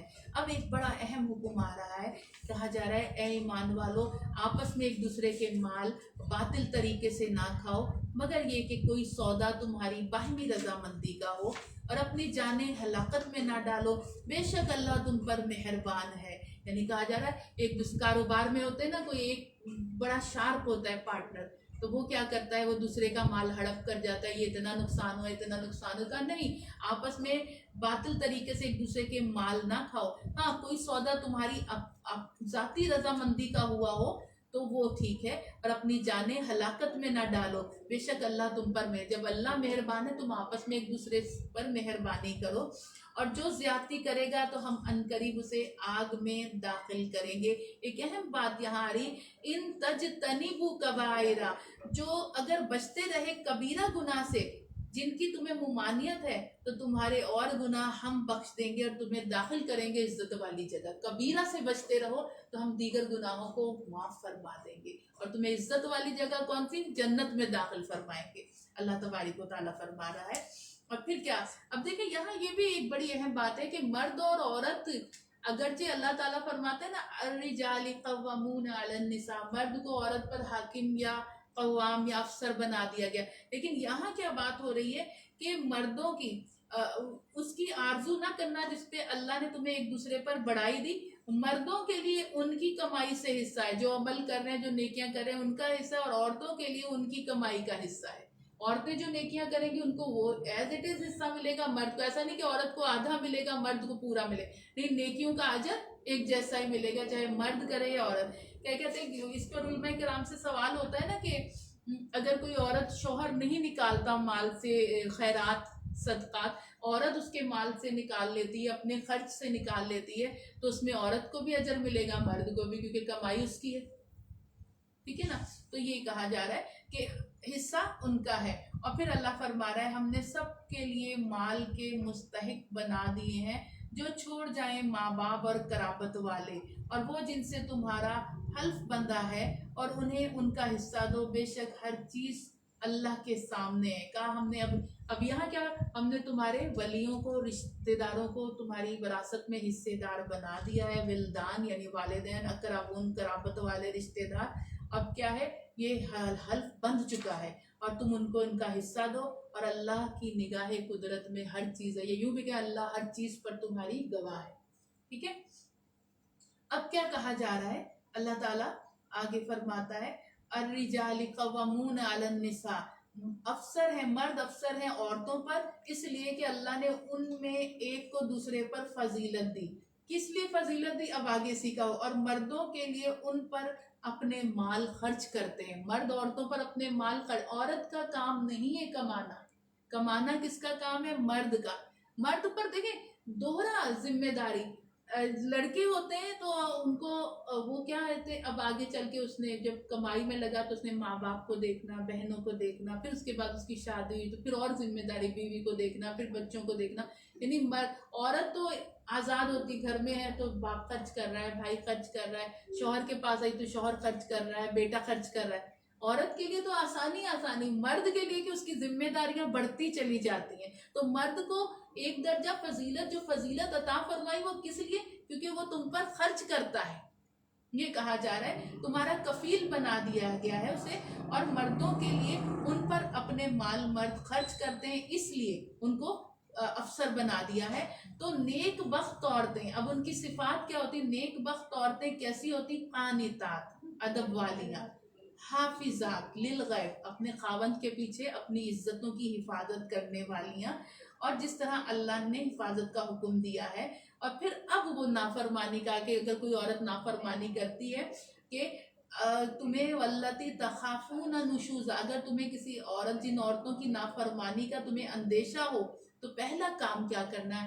فَاعِذُوهُنَّ، تو پہلے واعظ کرو، نصیحت کرو، ان کو سمجھاؤ. عموماً مرد کہتے ہیں کہ اس فیملی میں مت جاؤ، وہاں کے مردوں کی نظر صحیح نہیں، یا بعض مرد کہتے ہیں کہ وہ کہنا نہیں چاہتے، ان کی غیرت کا یہ تقاضا ہوتا ہے، وہ منع کرتے ہیں بیوی کو. اب بیوی بھی آ جاتی دو بدو کہ کیوں نہ جاؤں، ہے نا، ایسے ہوتا ہے. تو وہ مرد اب اس بات کو بولنا نہیں چاہتا، اس کی غیرت نہیں مناسب سمجھتی کہ وہ کہے کہ بھائی اس گھر کے مردوں کی نظر میں نے دیکھی وہ صحیح نہیں ہے، تمہارا جانا میری غیرت کا تقاضا، تم نہیں جاؤ. تو اب کیا کہا جا رہا ہے؟ فائزو، پہلے انہیں واز کرو، سمجھاؤ، نصیحت، ڈائریکٹ مار پیٹ نہیں کرو، سمجھاؤ.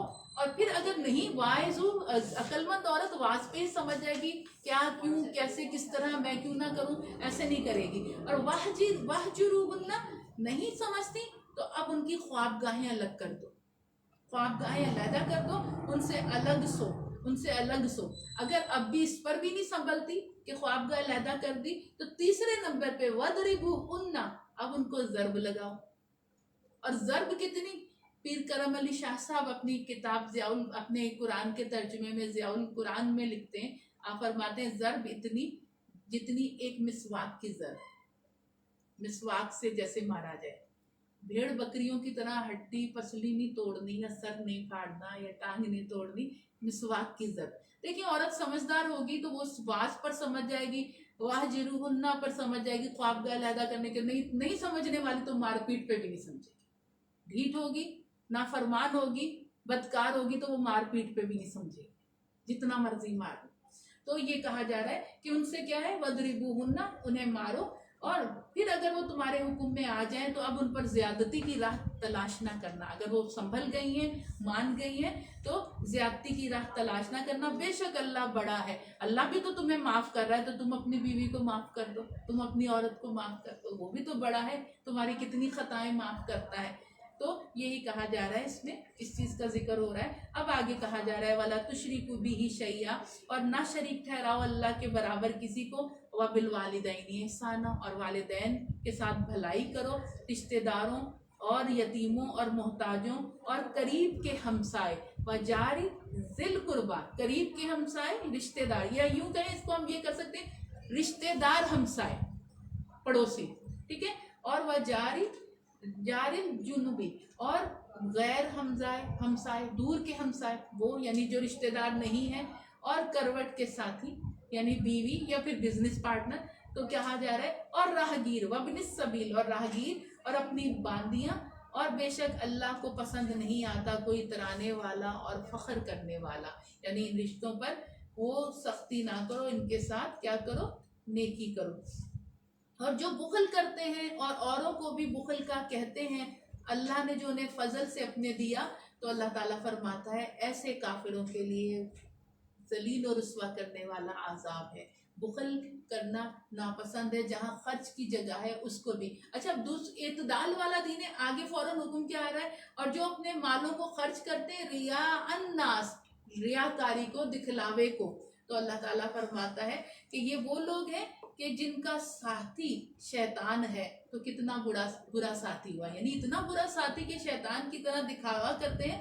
تو کہا جا رہا ہے کہ اللہ تعالیٰ نے انہوں نے اپنا ہی نقصان کرا جو اس طرح ریاکاری کرتے ہیں اور اس طرح کرتے ہیں. پھر اللہ تعالیٰ فرماتا ہے تو کیسا ہوگا جب ہم ہر امت سے ایک گواہ لائیں گے، اور اے محبوب تم ان سب پر گواہ اور نگہبان بنا کر لائیں گے تمہیں. یعنی یہ بھی ہم نے ذکر کیا تھا. اب ایک اہم آیت اس میں آ رہی جو پیچھے حکم آیا تھا شراب اور جوئے کے متعلق، ان کا نفع جو ہے ان کے نقصان سے کم ہے، ان کا نقصان زیادہ ہے. اب یہاں دوسرا حکم سورہ نساء میں آ رہا ہے، اے ایمان والو نشے کی حالت میں نماز کے پاس نہ جاؤ جب تک کہ اتنا ہوش نہ ہو کہ جو کہو اسے سمجھو. یعنی نشہ ایسا نہ ہو کہ جو منہ سے بول رہے ہو وہ سمجھ میں نہ آئے. اور نہ ناپاکی کی حالت میں بے نہائے نماز کے قریب نہ جاؤ. اور نہ مگر مسافری میں. تو اب کیا کہا جا رہا ہے؟ پہلے تو نشے کی حالت میں نماز کے قریب نہ جانے کا حکم آ رہا ہے. اور یہاں یہ اب اس پہ بعض لوگ کہتے ہیں، بعض ایسے بھی فرقے بنے ہیں کہ جو کہتے ہیں کہ یہ نشے سے ممانعت کا حکم نہیں، بس یہ کہا کہ نماز کے وقت نشہ نہ کرو معاذ اللہ. حالانکہ بتدریج، جیسے ہم نے پہلے بھی کہا تھا، پہلا حکم پھر اس کے بعد دوسرا حکم، پھر آخر میں سورہ مائدہ میں آئے گا تم باز آ جاؤ نشے سے. بتدریج حکمت کے ساتھ حکم آ رہا ہے.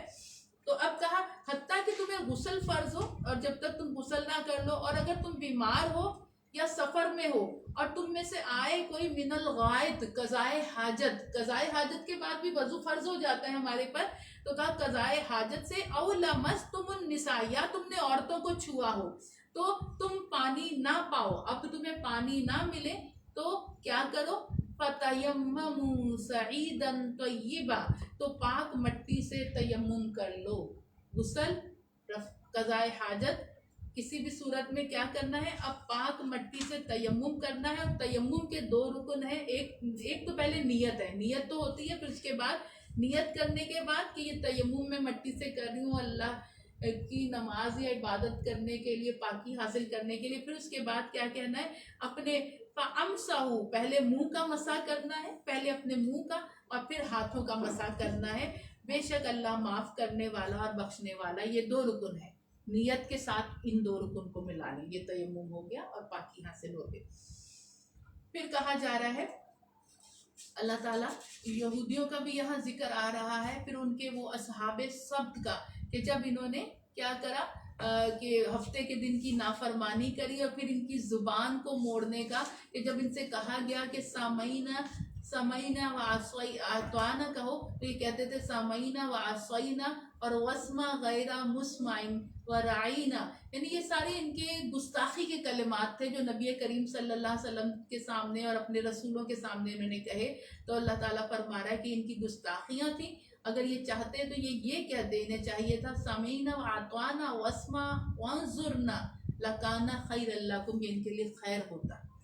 ٹھیک ہے. تو یہ کہا جا رہا ہے، پھر کہا جا رہا ہے انہوں نے نافرمانی کی ہفتے کے دن میں، تو ان کو ہم نے کیسا عذاب دیا اور ان کو کس طرح اللہ تعالیٰ نے لعنت کا مرتکب قرار دیا. اس کے بعد ایک اور اہم ایک واقعے کی طرف ذکر کیا جا رہا ہے کہ یہ جو لوگ ہیں اہل کتاب، یہ کیا کرتے ہیں؟ یہ ایمان لاتے ہیں کس پر؟ بت جبت و طاغوت اور شیطان.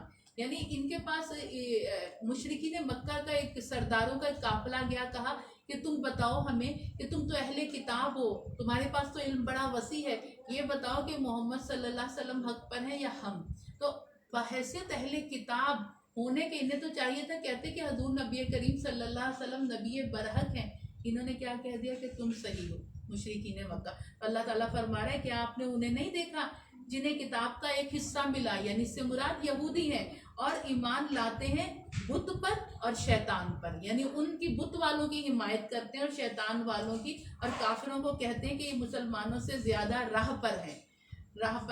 تو اللہ تعالیٰ فرماتا ہے یہی وہ لوگ ہیں جن پر اللہ نے لعنت کی، یہودیوں پر اللہ نے لعنت کی. اور جسے خدا لعنت کرے تو ہرگز اس کا کوئی دوست نہیں. اس سے کیا متنبع کیا جا رہا ہے کہ مسلمانوں تم ان کو اپنا دوست نہ بنانا، ان یہودیوں کو اپنا دوست نہ بنانا، کیونکہ ان پر تو خدا نے لعنت کری ہے. اور پھر آگے ایک چیز کا اور ذکر آ رہا ہے کہ ان کو اللہ تعالیٰ آگ میں داخل کرے گا. اور کیا ہے کہ جب کبھی ان کی کھالیں، یعنی جو نافرمان ہیں اور یہ یہود ہیں اور دیگر ہیں، جب ان کو آگ میں داخل کرے گا اور جب ان کی کھالیں پک جائیں گی تو ہم ان کے سوا اور کھالیں انہیں بدل دیں گے کہ عذاب کا مزہ لیں. بے شک اللہ غالب ہے اور حکمت والا ہے. یعنی یہ آگ، کھالوں کا پکنا اور کھالوں کی تبدیلی کیوں ہوگی؟ کہ مسلسل آگ میں پکنے کا عذاب. یعنی ایسا ہوتا ہے نا ہمارے یہاں 70% اگر کوئی برن ہو گیا تو اب یہ بچت نہیں، 65 پر بھی نہیں بچتا غالباً نا، 30 پر غالباً بچ جاتا ہے، 30 کچھ ایسے اس پہ بچت ہو جاتی. تو یہاں تو یہ کہ مسلسل وہ اچھا اب وہ 65 یا 70 ہوا تو پھر بس ختم، اب تو اس نے ختم ہو جانا ہے، تھوڑی دیر کے لیے جیے گا. تو اب یہ اس لیے کہا جا رہا ہے آگ میں بار بار کھالیں پکے گی تو یہ نہ سمجھے ختم ہو جائیں گے، جان چھوٹ جائے گی، نہیں، نئی کھال پہنا دی جائے گی، پھر وہ جلے گی، پھر نئی کھال پہنا دی جائے گی، تاکہ مسلسل جلنے کا عذاب ان کو ہوتا رہے. تو اس کا ان کو ذکر کیا جا رہا ہے یہودیوں کے لیے. پھر آگے ایک حکم آ رہا ہے اللہ تبارک و تعالی. اب اطاعت اللہ اور اس کے رسول کی اس کا حکم آ رہا ہے، اور جو اللہ اور اس کے رسول کا حکم مانے تو اسے ان کے ساتھ ملے گا جس پر اللہ نے فضل کیا، یعنی انبیاء اور صدیق اور شہید اور نیک لوگ، اور کیا ہی اچھے ساتھی ہیں. یہ بہت ایک اہم آیت تھی. ایک صحابی تھے حضور نبی پاک صلی اللہ علیہ وسلم، صحابہ صفہ میں سے تھے. تو ان کو نبی پاک صلی اللہ علیہ وسلم کی جو جدائی تھوڑی دیر کی بھی تھی، تو یہ غالباً ان کا نام حضرت صبان تھا. حضور پاک صلی اللہ علیہ وسلم کی تھوڑی دیر کی جدائی بھی صحابہ کرام پہ بہت ناگوار، یعنی ناگوار نہیں، ایک تکلیف اور دکھ کا باعث بنتی تھی کہ ہم اتنی دیر کے لیے بھی چہرہ بددعا ہماری نگاہوں سے اوجھل نہ ہو. تو ایک دن نبی کریم صلی اللہ علیہ وسلم کسی کام سے تشریف لے گئے، کچھ دیر بعد آپ آئے تو دیکھا کہ ان کا چہرہ ایسے ہو گیا جیسے کاٹو تو جسم میں لہو نہیں. تو آپ نے پوچھا کہ کیا ہوا؟ تو کہا یا رسول اللہ صلی اللہ علیہ وآلہ وسلم، آج ہی دنیا میں تھوڑی دیر کی سرکار کی جدائی غلاموں پر برداشت نہیں ہوتی، مطلب ایک سہانے روح بن جاتی ہے. تو سوچ رہا ہے غلام کہ جنت میں کہاں آقا کا مقام محمود اور کہاں یہ غلام، جنت میں آقا کا چہرہ نظر نہیں آئے گا تو کیا حال ہوگا. یعنی آپ سوچیں جنت مل رہی ہے لیکن سرکار کے بغیر جنت میں دل کیسے لگے گا. تو اللہ تعالیٰ نے اس آیت کا نزول فرمایا، جو اللہ اور اس کے رسول کا حکم مانے اور اسے تو ان کا ساتھ ملے گا جن پر اللہ نے فضل کیا، یعنی انبیاء اور صدیقین اور شہید اور نیک لوگ، اور کیا ہی اچھے ساتھی ہیں. اولئک رفیقا، کیسے اچھے رفیق ہوں گے، ساتھی ہوں گے. تو یہ کہا جا رہا ہے یہاں. بہت خوبصورت یہ آیت ہے. پھر آگے اللہ تبارک و تعالیٰ فرماتا ہے، پھر اطاعت رسول کا بار بار اس سورہ میں ذکر آ رہا ہے، آگے بھی آ رہا ہے. جس نے رسول کا حکم مانا بے شک اس نے اللہ کا حکم مانا، اور جس نے منہ پھیرا تو ہم نے تمہیں ان کے لیے بچانے کو نہ بھیجا، آپ کو حفیظ بنا کر نہیں بھیجا. جو کہنا مانتا ہے بے شک وہ اللہ کا، یعنی رسول کا کہنا مانتا ہے تو وہ اللہ کا کہنا مانتا ہے. تو اب کہا کہ ہم نے آپ کو اس پر وہ نہیں بھیجا وکیل.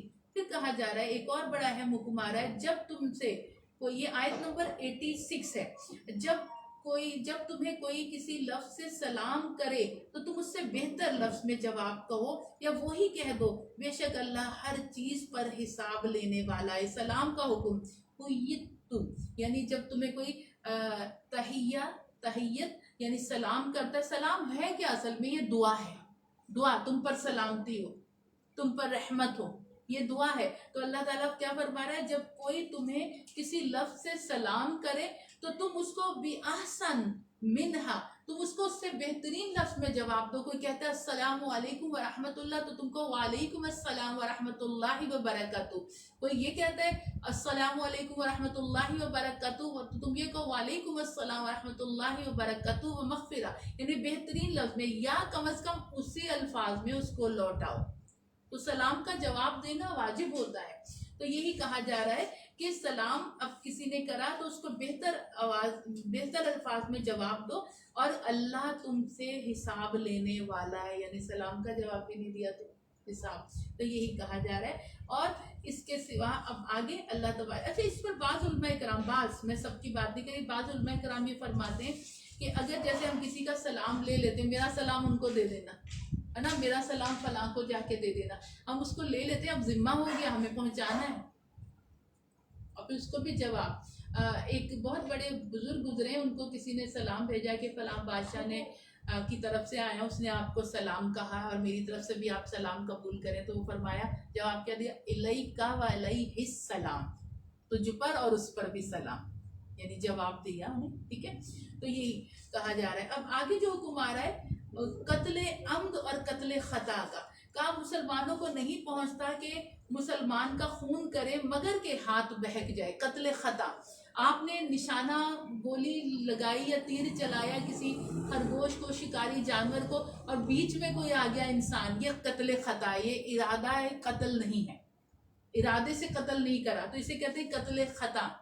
آپ نے ارادے سے نہیں کرا، ہاتھ بہک گیا، اور جو کسی مسلمان کو، یعنی یہ تو قتل خطا ہے، اور جو کسی مسلمان کو قتل خطا کرے یعنی اس کو ارادہ قتل سے قتل نہ کرے، اور تو اس پر ایک مملوک مسلمان کا، ایک مسلمان غلام کا آزاد کرنا کفارے کے طور پہ، ایک مسلمان، کافر غلام نہیں، مسلمان غلام کا آزاد کرنا ہے، اور خون بہا کہ مقتول کے لوگوں کے سپرد کیا جائے، دیت دینی ہے۔ دیت کیا، 100 نوجوان اچھی نسل کے اونٹوں کی قیمت لگا کے ایک بل پر ایک لمسم اندازہ 2.5 لاکھ روپے، اگر ایک اونٹ ہے تو کتنی بن جائے گی دیت؟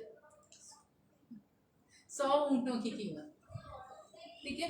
اور اگر جیسے وہی بات ہم پہلے بھی کہتے ہیں، نامعلوم مقام سے نامعلوم قاتل آئے اور قتل کر کے نامعلوم مقام پر نکل گئے، اور ابھی تک پولیس نامعلوم افراد کو تلاش کر رہی ہے، ایسی صورت میں ریاست دے گی، مقتول کے ورثہ کو ریاست دے گی پیسے۔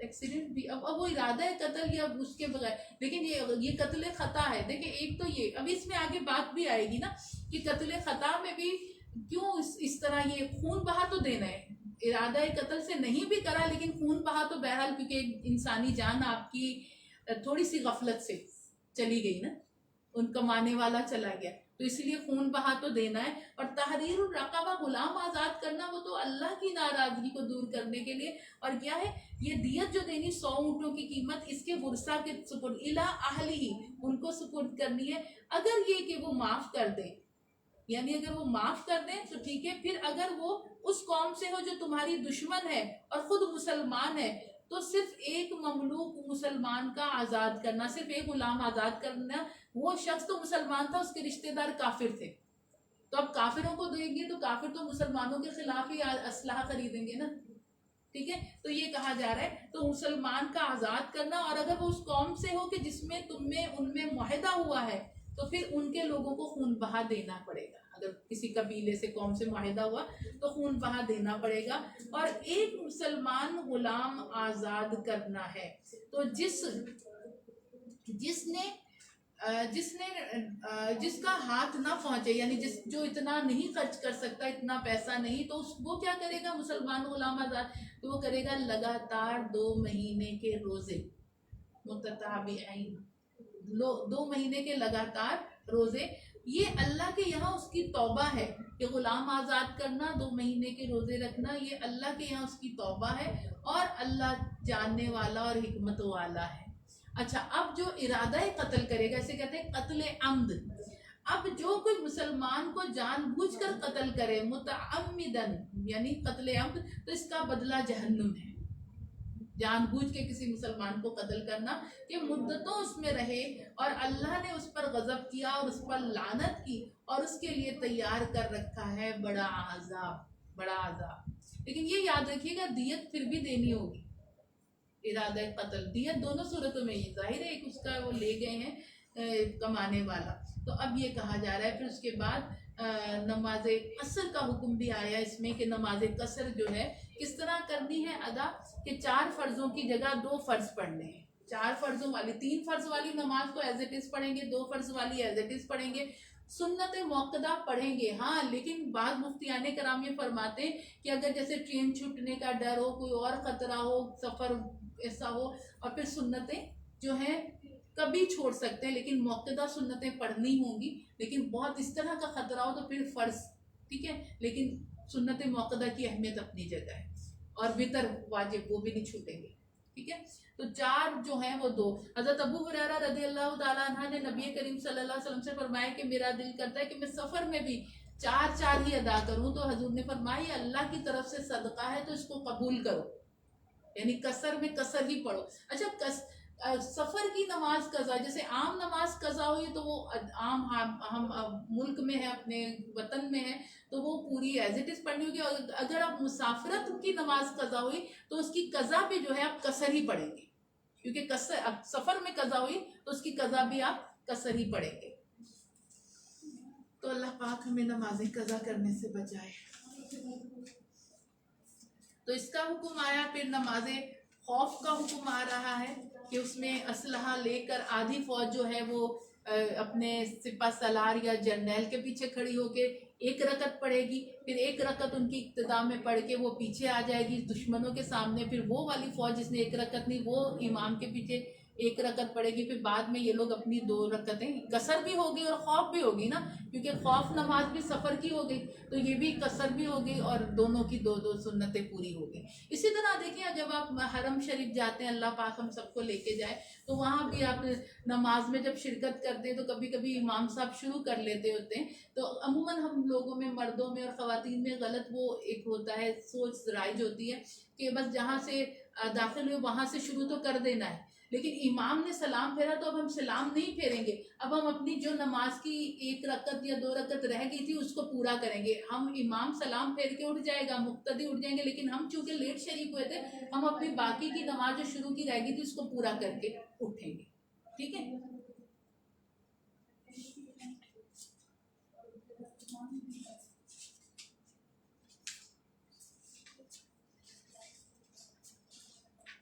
आगे एक और अहम आयत 6ठे पारे की आ रही है और भी बड़ी अहम है। अल्लाह तबारिक व तआला फरमाता है, अल्लाह पसंद नहीं करता बुरी बात का ऐलान करना मगर मजलूम से, और अल्लाह सुनता और जानता है। यानी कोई बुरी बात जो है ऐलानिया, इससे क्या पता चला, हम एक बात कहते हैं ना, बुराई की तशहीर भी गुनाह है। बुरी, आज देखिए मीडिया पर इतनी बुराइयों की तशहीर, ऐसी ऐसी खबरें जो बाप बेटी बैठ के सुन ही नहीं सकते, इस तरह के वाक़यात मीडिया फ़ौरन पहुंच जाता है वहाँ, और उसको फिर इतनी तशहीर, एक चैनल दूसरा चैनल, सब आगे से आगे बढ़ बढ़ के हम कोई नई न्यूज़ लाएं, तो बुराई की तशहीर, और उससे मुआशरे में, अच्छा इसमें हर दिल हिदायत वाला नहीं होता, कोई उससे इबरत लेता है, कोई कहता है कि मैं भी ये करूं, अस्तगफिरुल्लाह। कुछ जहन ऐसे बीमार जहन होते हैं, कुछ दिल ऐसे बीमार होते हैं कि वो कहते हैं हम भी ये करें, तो इसीलिए बुराई की तशहीर करने से भी मना किया गया है। तो कहा जा रहा है कि अल्लाह पसंद नहीं करता ऐलानिया बुरी बात करने से, ठीक है। तो हाँ, मगर मजलूम से, कि अल्लाह सुनता और ज़्यादा, मजलूम उस पर जुल्म हुआ तो वो बताए कि मेरे साथ क्या हुआ। तो अल्लाह ताला फरमाता है, अगर तुम कुछ भलाई ऐलानिया करो या छुप कर या किसी की बुराई से दरगुजर करो तो बेशक अल्लाह माफ करने वाला और कुदरत वाला है।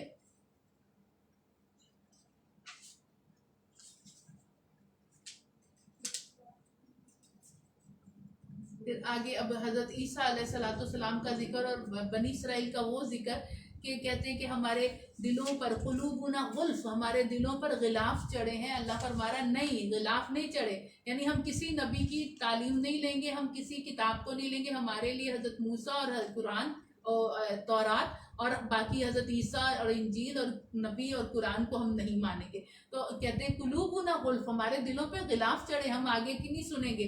अल्लाह फरमा रहा है गिलाफ नहीं, बल तबा अल्लाह, अल्लाह ने तो मोहरें लगा दी, इसलिए हिदायत पकड़ते ही नहीं। तबा, अल्लाह ताला ने मोहरें लगा दी, और ये बहुत कम ईमान लाते हैं मगर इल्ला कलीला, बहुत कम ईमान लाते हैं। और क्या है इनके कुफर कि उन्होंने अपने मुंह से कहा और हजरत मरियम पर बड़ा बहतान उठाया, और उनके इस कहने पर हमने मसीह ईसा इब्ने मरियम अल्लाह के रसूल को शहीद किया। अब ये कहते थे, हालांकि इनकी दानिश में वो शख्स जो था जिसने ये मुखबरी की थी कि हजरत ईसा इस जगह पर हैं, तो आप इधर आ जाओ, और इन्हें बुला के लाया। तो जब वो अंदर गया तो हजरत ईसा को अल्लाह ने फरिश्तों की मदद से आसमान पे बुला लिया, और वो शख्स जब बाहर आया तो उसकी शक्ल हजरत ईसा के मुशाबे हो गई।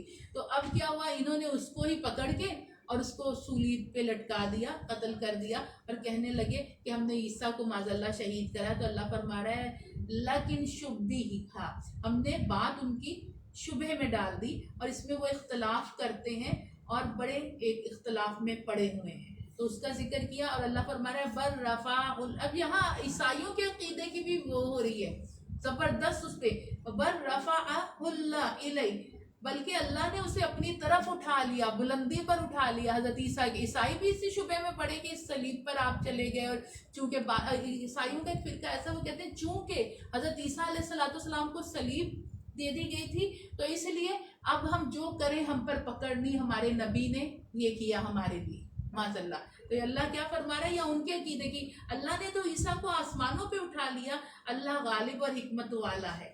और फिर क्या है, और फिर साथ में ये भी कहा जा रहा है कोई किताबी ऐसा नहीं जो उसकी मौत से पहले उस पर ईमान ना लाए। अब होगा ये कि रोज़े महशर से पहले जब हजरत ईसा आसमानों से तशरीफ लाएंगे, तो ईसाई रूए ज़मीन पर जितने होंगे ये सब ईमान ले आएंगे, اور پھر مسلمانوں کا مارکا کس سے ہوگا؟ یہودیوں سے. دجال جو ہوگا وہ یہودی ہوگا اور انہی سے مارکا ہوگا اور یہودیوں سے مقابلہ ہوگا. ٹھیک ہے. اور یہ بھی دیکھیں سینٹ مائیکل کا ایک نام میں اکثر اس کے ذکر کرتی ہوں. سینٹ مائیکل جو ہے یہ ایک یہودی آدمی تھا. اس پہ ریسرچ ہوئی ہے, اسلامک ریسرچ سینٹر نے ایک کتابچہ نکالا ہے, بہت زبردست ریسرچ ہے. انہوں نے کہا کہ سینٹ مائیکل جو ہے یعنی عیسائی اتنے مکار نہیں ہوتے, تیز نہیں ہوتے جتنے مکار یہودی ہیں. تو سینٹ مائیکل جو تھا یہ یہودی تھا, اور اس نے کیا کرا, اس کی شروع میں عیسائیوں کے اس وقت کے جو پوپ تھے اس سے بنتی نہیں تھے, ایک دوسرے کے خلاف بیان, ایک دوسرے پر اس طرح باتیں کرنا. پھر جب ان پوپ کا انتقال ہوا تو اس سینٹ مائیکل نے, اس وقت سینٹ نہیں تھا, مائیکل ہی تھا, اس نے چال یہ چلی کہ اس نے یہ کہا کہ مجھے خواب میں پوپ کی زیارت ہوئی ہے. یعنی عیسائیوں کے دل میں نرم گوشہ کرنے کے لیے پوپ کی زیارت ہوئی ہے, میں اس دین پر وہ کرتا ہوں, پوپ مجھ سے بہت خوش ہیں, میں ایمان لاتا ہوں, میں عیسائی ہو جاتا ہوں. اس طرح کر کے یہ دھوکہ اور مکاری دیکھیں کیسے یہ عیسائیت میں آیا, پھر عیسائیت کے ساتھ حق میں بیان, پھر عیسائیت کی اصل کو مسخ کرنا شروع کر دیا اس نے, ان کی تعلیمات کو مسخ کرنا شروع کر دیا, ان کے مبارک دنوں کو بدل دیا. اور پھر کہنے لگا, پھر آخر میں اتنا اس نے انوالو ہو گیا, عیسائیوں کو ایسا بیوقوف بنایا کہ عیسائی اس کو اپنا ایک بزرگ سمجھنے لگے, اور پھر اس کو سینٹ مائیکل بنا دیا. اور آج اس کے نام پہ آپ دیکھیں چرچ بھی ہے اور اس کا نام کا دن بھی منایا جاتا ہے, لیکن در حقیقت وہ ایسا مکار اور دغا باز تھا سینٹ مائیکل. آج بھی آپ نے دیکھے ہوں کہ بہت ساری ایسی جگہ ان کا دن بھی منایا جاتا ہے سینٹ مائیکل کا. یعنی یہ ایسی قوم ہے. تو جب حضرت عیسیٰ علیہ السلام تشریف لائیں گے تو جو عیسائی ہوں گے وہ ایمان, حضرت عیسیٰ آتے ہی صلیب توڑیں گے اور خنزیر کو قتل کریں گے, کہیں گے نہ میں نے صلیب کا حکم دیا تھا نہ خنزیر کا, قتل کر دیں گے. اور پھر اس وقت ہوئے زمین پر جتنے عیسائی ہوں گے سب ایمان لے آئیں گے, سب عیسائی ایمان لے آئیں گے. تو پھر یہ ہوگا. تو یہاں یہ ذکر کیا جا رہا ہے کہ حضرت عیسیٰ کو تو رفع, ہم نے بلندیوں پر اٹھا لیا تھا, اور ان کو اس طرح مطلب وہ ان کو یہ سمجھتے ہیں کہ ہم نے صلیب دی تھی, حالانکہ ایسا نہیں. اچھا, اب آخر میں اس صورت کے آخر میں پھر آ رہا ہے کلالہ کا حکم. آپ سے کلالہ کے متعلق پوچھتے ہیں کہ وہ مرد جو بے اولاد ہو, اس کے والدین بھی نہیں, تو اس کی ایک بہن ہے تو ترکے میں بہن کا آدھا ہوگا. جس کے بچے بھی نہیں, کلالہ مرد اسے کہتے ہیں جس کے بچے بھی نہیں, جس کے والدین بھی نہیں, ایک بہن ہے, تو ترکے میں اس مرد کے ترکے میں اس کی بہن کو آدھا ملے گا. اور اگر مرد اپنی بہن کا وارث ہوگا, اگر بہن کی اولاد نہ ہو, تو پھر اگر 2 بہنیں ہوں تو ترکے میں ان کا 2/3 ہے. اور اگر بھائی بہن ہو, مرد بھی اور عورتیں بھی, تو مرد کا حصہ 2 عورتوں کے برابر ہے. اور اللہ تمہارے لیے صاف بیان فرماتا ہے کہ کہیں بہک نہ جاؤ, اور اللہ ہر چیز جاننے والا ہے. یہاں تک ہماری الحمدللہ اللہ کی رحمت سے سورہ نساء کے مضامین مکمل ہوئے. اللہ پاک ہمیں عمل کی توفیق عطا فرمائے, اور جو ہم نے پڑھا ہے اس کو وہ ہمارے ذہنوں میں, دلوں میں رچ بس جائے, اور ہم آگے اپنی نسلوں میں وہ منتقل کر سکیں ان تعلیمات کو انشاءاللہ. وآخر دعوانا ان الحمدللہ رب العالمین وصدق اللہ العظیم.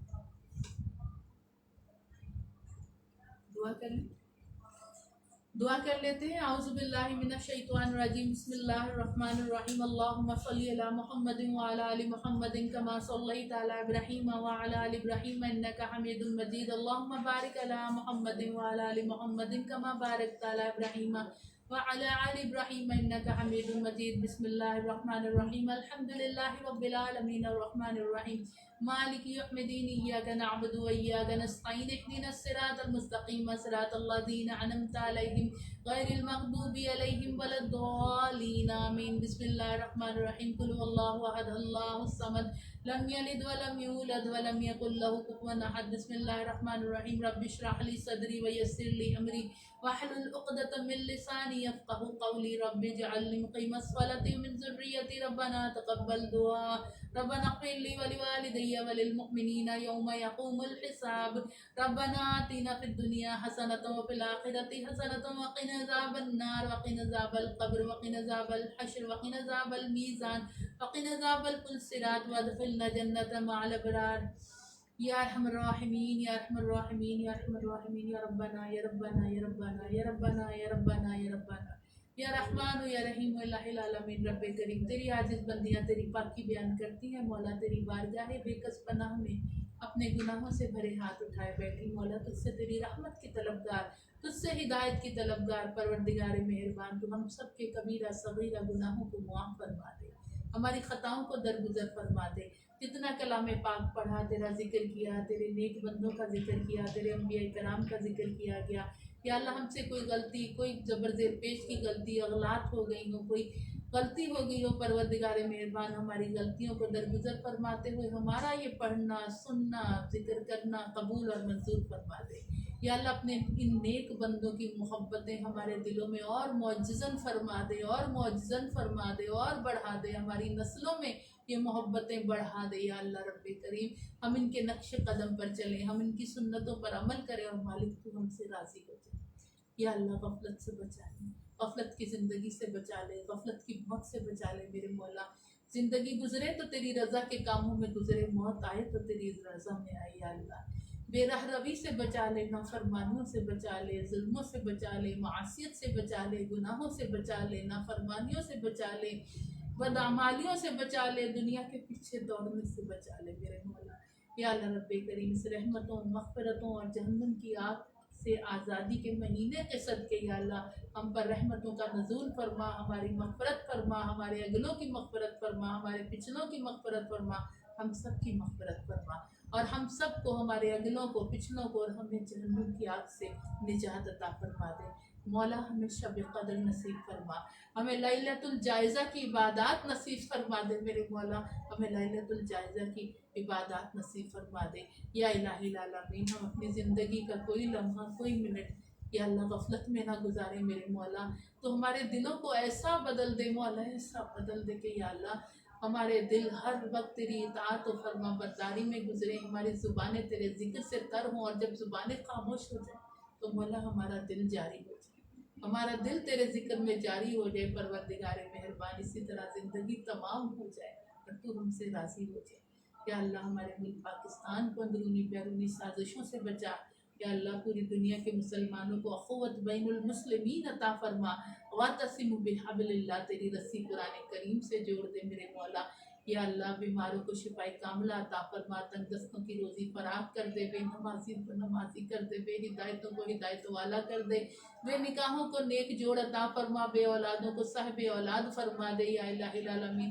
پریشان حالوں کی پریشانیاں دور کر دے، والدین کے نافرمانوں کو فرما بردار کر دے، والدین کو اولادوں کی صحیح اسلامی تربیت کرنے والے والدین بنا دے یا اللہ۔ ہم سب کی حاضری قبول فرمائے یا اللہ، تہمینہ کو، مناب بھائی کو، ان کے والدین کو یا اللہ، ان کے بچوں کو، ان کے بہن بھائیوں کو صحت، تندرستی، سلامتی والی زندگی، درازی عمر بالخیر عطا فرمائے، ان کے نیک کاموں میں خوب خوب خیر، برکتیں، رحمتیں ڈال دے یا اللہ، ان کے کام ان پر آسان فرما دے یا اللہ۔ اسی طرح نسل در نسل، سینہ در سینہ تیری رضا کے کاموں میں لگے رہیں، اور تو ان سے راضی رہے پروردگار، تو ان سے راضی رہے، آمین اللہم آمین۔ ان اللہ وملائکتہ یصلون علی النبی یا ایھا الذین آمنوا صلوا علیہ وسلموا تسلیما، سبحان ربک رب العزۃ عما یصفون وسلام علی المرسلین والحمد للہ رب العالمین۔